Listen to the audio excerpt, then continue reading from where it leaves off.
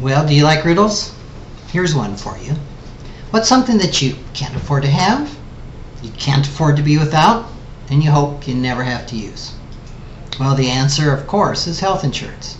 Actually, the whole topic of health insurance is a real riddle, so complex and tangled that no one really seems to have an answer for it. The problem of how to pay for health care has so many facets and so many causes that we don't even know where to start talking about it, much less in trying to solve it.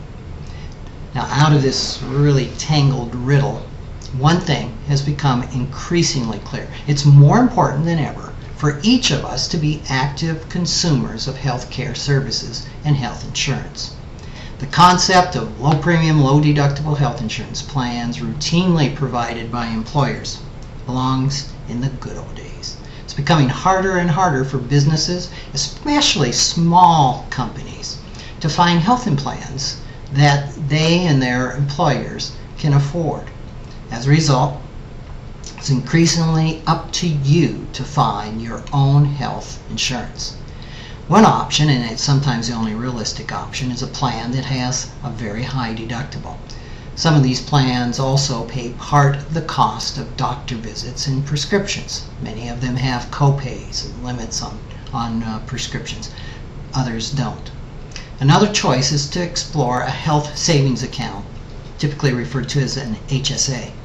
Now, this is kind of a combination of a high deductible insurance plan and a personal savings account similar to an IRA. You pay the insurance premium, you make your regular contributions to the HSA. Then you can withdraw the money from the account as you need it for medical expenses, and it comes out tax-free. If you don't draw it out, it accumulates there, of course.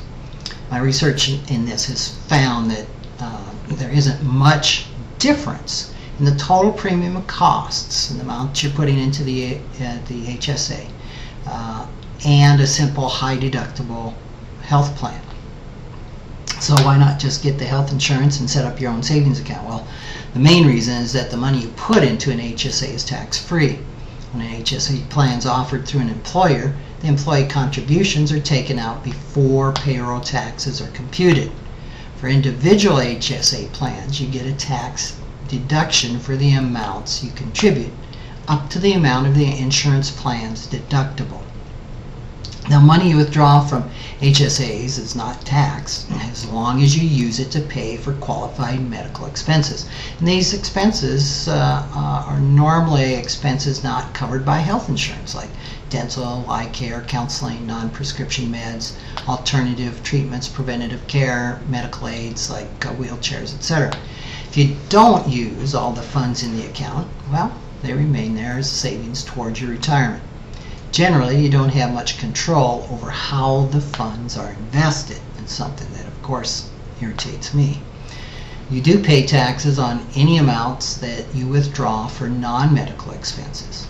And in addition, there's a 10% tax penalty on any non-medical withdrawals that you make before the age of 65, not 59 and a half, as in the case with an IRA. A health savings account plan may be one of the better options currently available for individual health insurance. But before you go this route, it's really important to do some research. And this means far more than getting one quote from one insurance company. Ask a lot of questions, compare plans, make phone calls to several companies. For the computer literate, the internet is a great way to find out more. The riddle of affordable health care and health insurance is one that really has no clear right answers. For now, we have to settle for guesses that are close enough. It's up to each of us to make the most educated guesses we can in order to find plans that we can live with. Thanks for joining me.